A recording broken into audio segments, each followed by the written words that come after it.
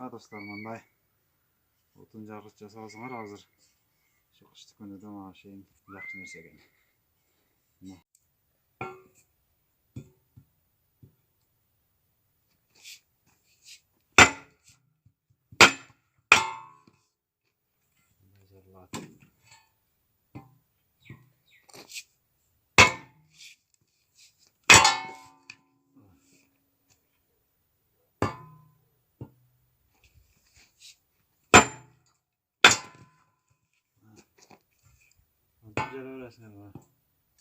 Жөнөкөй арзан без расход.